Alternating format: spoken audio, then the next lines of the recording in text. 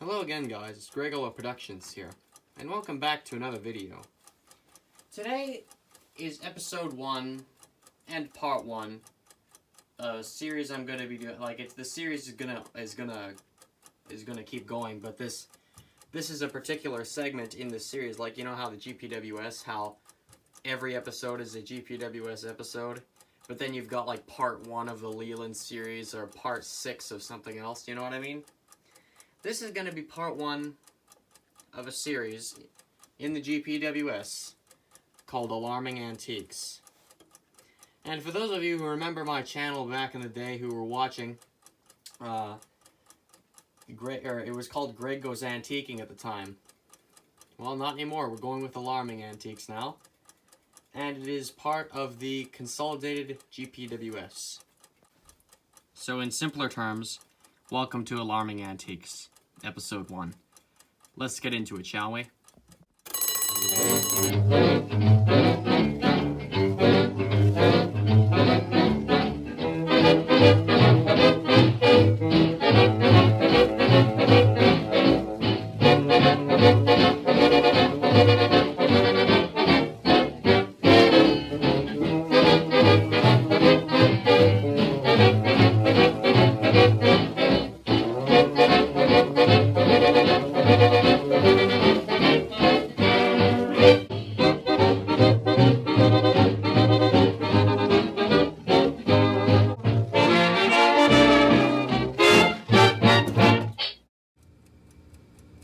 Welcome to Alarming Antiques, Episode 1, viewers.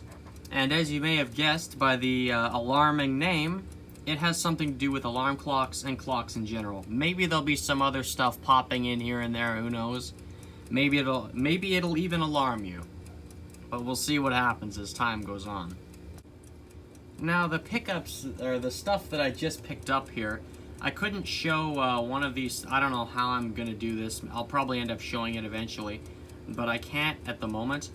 There was a Style 5 Big Ben that I ended up getting, along with this other stuff you're about to see.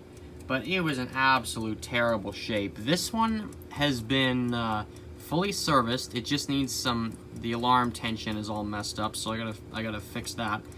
But other than that, this clock has been fully serviced. I didn't do a series on this one, simply because I was building it out of parts. I had the movement, but as for the rest of it, I wasn't really sure what I was going to use. And I know most of you, when you're doing clock servicing, you're using the original case and all that stuff. See, this is a case off of another Style 5 Big Ben, a black one, obviously, like this. But yeah, this is built out of parts. So anyway, it's a nice looking clock. But the one that I got today just came with everything else. It had no case. The dial and hands and movement were all that was left. And I didn't want to bring a radioactive clock like that into the house with no crystal, because the thing is just sitting there wide open. And there was even a spare dial that was with it as well. It was both of which were in way worse shape than this one is. But anyway, this Style 5 Big Ben here is going to represent that really trashy one that I found. Or I didn't find it, but it came with the other stuff here. So anyways, viewers, this is technically the first quote-unquote artifact, except this one's been fully serviced, etc. So we'll put that back there for now. Okay, viewers, now that the first item that I got has been represented, let's see the rest of it, shall we? Oh yes, viewers, here we've got a bunch of clock gold here, sitting in between my my main clock, well, I guess it's my main quote-unquote service cabinet, whatever you want to call it. That one's empty, and this is all just sitting in between here. There's a gray bin under there, we can ignore that, and there's a box down there below the red box and the red black and white box. There's one down there. We don't have to worry about that, because well, I mean, there might be some bits and bobs in there too that we may or may not look at. We'll see later. But anyway, the main idea here is this box here, both for 55 bucks. Now, I tried to get it for and keep in mind, this is all Canadian dollars here. I tried to get it for 30, but he didn't take it. He wanted 55 or nothing. I probably could have gone down to 50. I don't know why I didn't do that, but anyway, I guess as time goes on, I'll learn more about negotiating. Well, I've got a bit of knowledge, but not as much as some people. So now that you kind of have a vague idea of what's going on, Oh, and by the way, when I saw this ad on Facebook Marketplace, I was yelling, basically. I mean, I saw some of the contents of the first box, and then there was a second one. So it just this made the week, I think, getting all this stuff here. So let's see, shall we? Which one shall we pick? Maybe I'll go with the. I think I'll go with the bigger box first. I think that's the way to go. We'll start with that, and this will be multiple parts, viewers. I want to go through all of this stuff, so you know we're gonna see all of it. So I think it's best to start with this here that was sticking out of the box, and this is the well, not counting that, this is the first quote-unquote artifact we've ever looked at on Alarming Antiques. Huh? I almost said it's an alarming moment. It's a milestone. I bet about 50% of the audience has no idea what this is. I'm not even entirely sure if I have this right. But I'm pretty sure this is a case, and a case only. Sadly, there's nothing with it. This is all brass. I see there's some, or maybe it's not brass. I'm not entirely sure. There's been bits blown off at the back. This was an alarm clock case.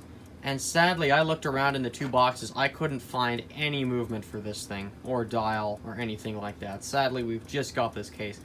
But I'm pretty sure this is one of the very early Western clock manufacturing company cases. This is one of their first cases, and I don't know if this was, well, I'd have to check the Jim Lynn's Westclox book for that. But this, I don't know if this has been painted, or if this was originally like that. I have a feeling it's been painted gold like that. I'm not entirely sure. So anyway, I'd probably date this around 1907 or so. Probably like that, somewhere around there. It's a shame the back's busted off, though. That's a shame. These are, I mean, these clocks, these super early clocks, these are really quite rare from what I know.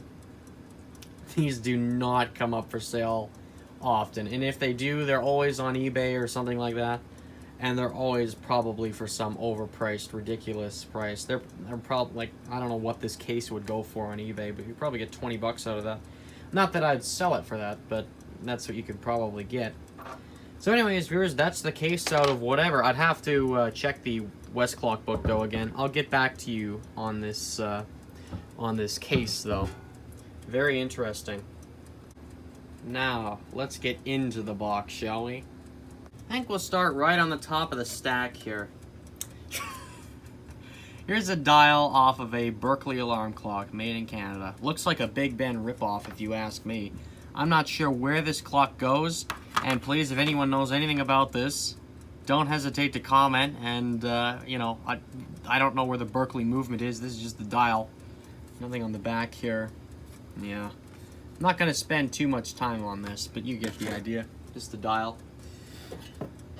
And I know we're kind of starting with underwhelming stuff here. Here's what looks to be some kind of movement frame or something here. I'm not really sure what this... Well, I mean, here's a bottom plate of... Or here's a top plate of a movement. I have no idea what this belongs to. Maybe it's Westclox, maybe it's not. No, viewers, not every single part in the box, or not everything in the box is just some random piece of some clock from whenever. I know this definitely doesn't go with our most likely painted friend over there. But yeah, I'm not really sure what this is to. Maybe the Watchworks can piece that one together. He seems to know. He seems to be able to do that on the best of times. And here's an empty spur case, a Westclox spur, and I've got a spur, but it's got a stripped screw. There'll be a series on that. But anyway, here's a Westclox spur case, all by itself. I don't really know where the actually, I think I might know where the movement is. I'm not really sure, but we'll see what happens here. Oh, look at that. We're already getting dust and dirt on this thing. Great start. I almost want to, you know, here's one for you, viewers. I might move this operation over to the other table here. I feel like I'm just going to get this absolutely disgusting by the time I'm pulling these things out of this box.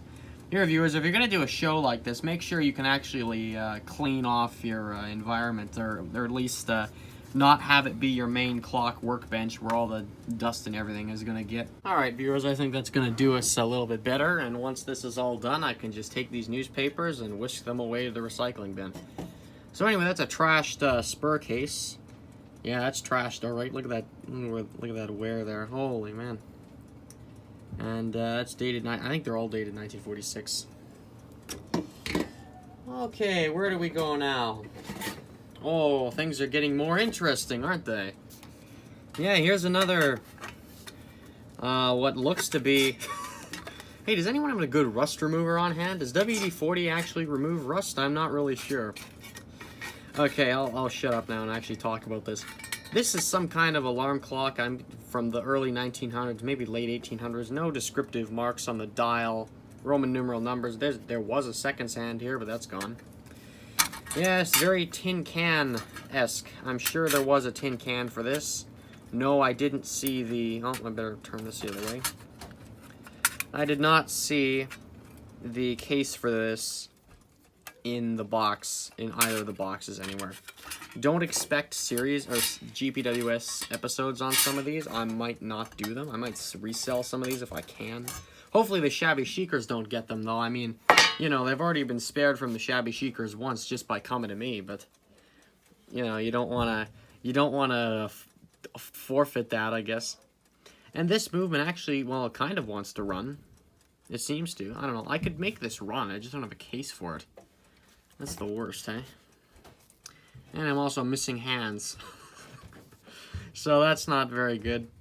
Let's see, I think we're... Oh no, we got the keys. I don't know about the knob. We got one knob. We got one alarm knob here. We're gonna get any action here? I don't think so. No, the alarm doesn't go off like that. Well, anyway, saved it from the shabby chicers. I'll give you a better look at that movement. How's that for you? Yeah. It's a shame, you know, you wonder where this... Oh yeah, and the hairspring's doing good. You know, it's not... This could have fared worse, really. Actually, I'm going to put that over... I don't know where I'm going to put that. Oh, boy. I just realized I have the back on inside out. That's the front, and this is the inside. I don't know if that helps anybody. I don't see any brand names there. That's a shame. You know, this clock reminds me of one my grandma that recently passed away. She grew up in the 1920s, and what she drew, I asked her to describe what alarm clock she had, and this matched the description, so I highly doubt this was hers. But, you know, someone like that, you know. And could you imagine if that was hers? There's no way to prove it. But, I don't know, you can only dream, huh? And of course, just one more thing on this. This would have had a bell at the top, and you can see where that would have mounted. And oh, viewers, it looks like we're out of time for this particular episode. But I know not much was really looked at, and yeah, I know how it is. But that's okay. There should be more than one episode of this out at once, so you get an idea of how the show is supposed to go. And I'll see you in the next episode. So we'll leave everything here for now, won't we?